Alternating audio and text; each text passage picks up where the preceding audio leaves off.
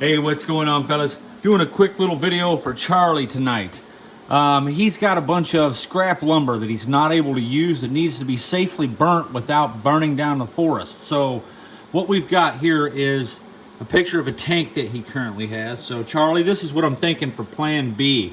We chop that tank in half and we weld like some type of flange on both ends of it so it hinges and opens like a clam.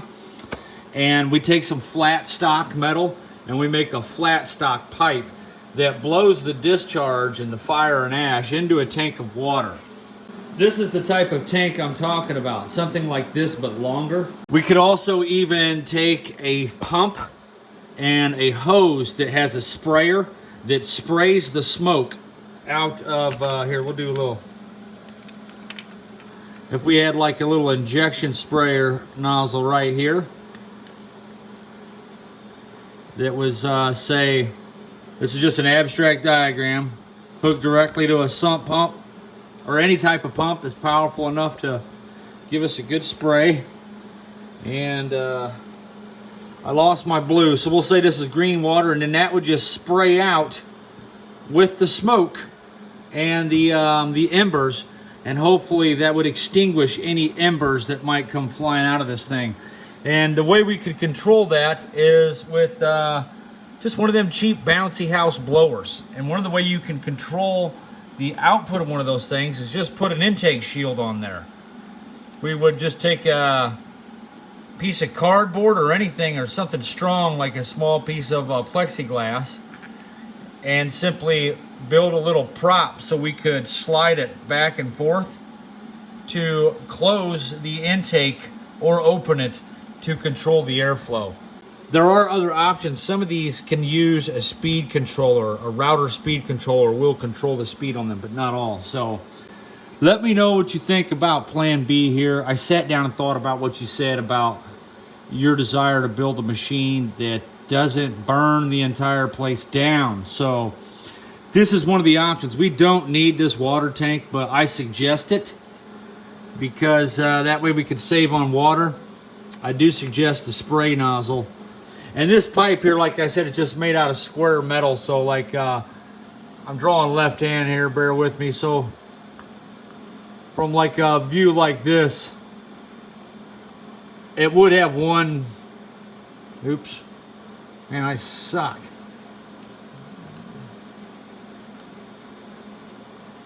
It'd do something like that. And that way, that lets you build curved pipes and stuff out of flat metal. Surely you know what I'm talking about, but anyway, this is plan B, and this is an option for you guys. If you need some help building a heavy-duty hinge, basically what you would do is, if this was the side profile of our tank, we chop it in half. You could take some 2-inch pipe, or yeah, probably ought to do like 2-inch pipe, weld a 1-foot section to the top, and then, or here, we would have a 1-foot section with a weld bead on the top clam, and then right next to it on the side we can't see, we'd have another 1-foot section with a weld on the bottom of the 1-foot pipe. So it would be like this here. We'd have an end piece, and then we'll put another section of the 2-inch pipe. This piece would be welded to the top, and this piece would be welded to the bottom. And we repeat that process. Say maybe we do it here, and then do it here at the end, and then just slide a big piece of 1 3/4 steel pipe through there, or 1.5 steel plumbing pipe. That should survive long enough, and that would be the easiest way to put a big massive hinge on the clamshell that we're making. So that way you guys would be able to open the clam, obviously, and dump lumber into it with the tractor. I would even put like a little lip on here so it could be opened with the Kubota or whatever, and then weld a little shield arm that comes out like this out of some flat stock and beef it up. Maybe you could just do something like this with a triangular stiffener. But that's the direction I'm going for you guys. Tell me what you think. I think this would burn the material you're trying to get rid of without burning down the forest you're by, or whatever it was you're worried about catching on fire. Fields, anything.